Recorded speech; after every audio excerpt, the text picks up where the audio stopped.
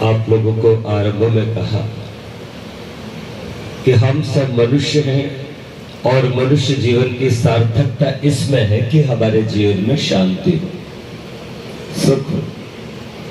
हमने सुख के साधन तो बहुत जोड़े, लेकिन फिर भी शांति जीवन में नहीं। ऐसा क्यों है? ऐसा इसलिए है क्योंकि हम वेद के अनुकूल जीवन नहीं जीते।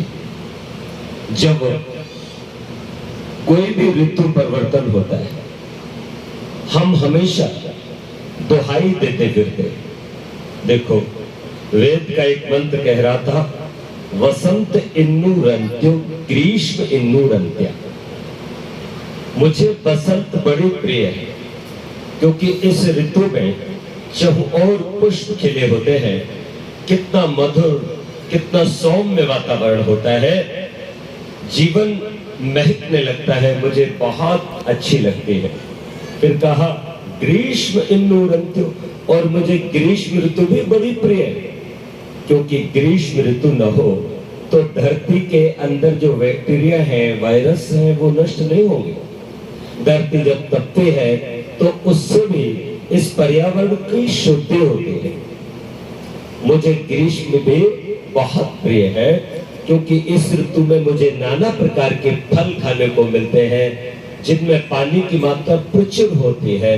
ककड़ी है, खीरा है, तरबूज है, जामुन है, आम है ना। फलों के राजा के दर्शन होते हैं, वो चखने को मिलता है। फिर आगे का वर्षान्न, और मुझे वर्षा बड़ी प्रिय है। जब वर्षा की बूंदें पड़ती है तो कितना अच्छा लगता है, मुझे वर्षा बहुत अच्छी है।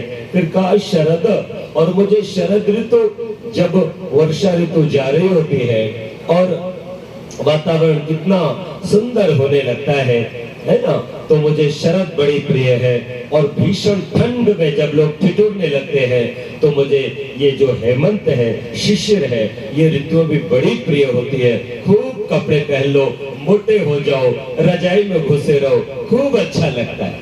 मतलब जो व्यक्ति पॉजिटिव थिंकिंग वाला होता है वो हर हाल में सकारात्मक सोच रखता हुआ क्या कहता है, भगवान सुख भी मुझे प्यारे हैं, दुख भी मुझे प्यारे हैं, छोड़ू मैं किसे भगवान, दोनों ही तुम्हारे हैं। तो भगवान अच्छा है, भगवान की बनाई हर चीज अच्छी है, मैं उसमें कमी क्यों ढूंढूं? अगर मैं कमी ढूंढता हूं तो कमी मुझ में हो सकती है, भगवान में नहीं। भगवान ने जो दिया है, जैसा दिया है, जितना दिया है, बढ़िया दिया है और मेरे लिए उत्तम ही उत्तम दिया है। तो हम इस बात पर विचार करें कि कभी भी हम नकारात्मक सोच वाले न हो, जीवन में शांति आ जाए। जीवन में अशांति का एक बहुत बड़ा कारण यह है कि हम लोग हमेशा नकारात्मक सोचते हैं, हमेशा उल्टा सोचते हैं, हमेशा दूसरों में कमियां निकालते हैं। देखो, मैंने अभी अपने व्हाट्सएप पर रोजाना नमस्ते जी भेजता हूं दुनिया भर में। वहां मैं अपने ब्लॉग में, रूपवाणी में रोज कुछ नया चिंतन देता हूं, कभी भी उसमें दोहराता नहीं हूं। ये रूपवाणी प्रथम भाग है, ये रूपवाणी द्वितीय भाग है। 365 मेरे मौलिक विचार हैं। ऐसी ही तीसरी पुस्तक भी बनने को तैयार है। तो हम रोज नया विचार देते हैं। उसमें मैंने विचार नया दिया, कल दिया था विचार कि आप अपने रिश्तों को अगर मजबूत करना चाहते हैं तो आपको चाहिए कि मेरा पहला सूत्र आप हमेशा ध्यान रखें। और वो पहला सूत्र ये है कि आप जब भी किसी कार्य में सफलता मिले तो उसका श्रेय औरों को दीजिए।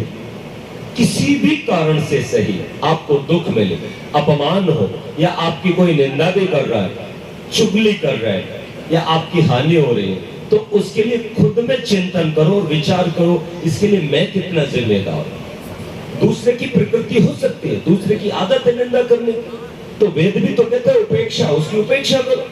फिर भी तुम उसके बारे में बोले जा रहे हो। उसको तुम देखो, मेरी निंदा कर रहा था, मैं कितना बड़ा हवा में अच्छा कर रहा था और वो मेरे को गाली दे रहा था। ऐसा भी मत बोलो कुलदीप जी। क्या बोला मैंने? यदि आप चाहते हो कि रिश्तों में प्रगाढ़ता हो और आपके संबंध सबसे बने रहे, आपके जीवन में शांति और माधुर्य हो, तो आप हमेशा हर दुख के लिए, कष्ट के लिए, निंदा के लिए, चुगली के लिए भी अपने आप को जिम्मेदार ठहराओ। आप यही कि मेरी ही कोई कमी रही होगी जिसकी वजह से वो मेरी निंदा कर रहा है, जानते हो? और आज मैंने फिर लिखा, मेरा दूसरा सूत्र भी अपना, आप कम्युनिकेशन गैप कर देते हो, वो कभी मत करो।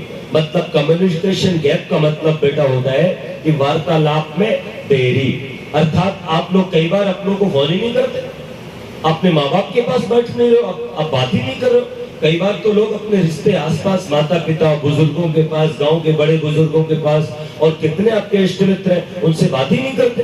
अरे भैया, घंटा 2 घंटे का टाइम निकाल के, अब तो मोबाइल है, आप सबको फोन करके हफ्ते में कम से कम एक बार उनके दुख सुख की बात पूछ लिया करो। और बात जब पूछा करो तो शिकायत मत किया करो, बल्कि उनसे यही पूछा करो, आप ठीक है, आप स्वस्थ हैं, निवेदन करना चाहता हूं। तो इस तरह से अगर आप व्यवहार करेंगे तो आपके रिश्ते मजबूत रहेंगे। हम एक मनुष्य हैं और मनुष्य एक सामाजिक प्राणी है, उस समाज के साथ रहता है, इसलिए मेरे समाज के प्रति जो दायित्व है वो मैं अच्छे से निभाऊं, सबके साथ प्रीतिपूर्वक, धर्म अनुसार, यथायोग वर्तुल, ये मेरा धर्म है, ये मेरा दायित्व है।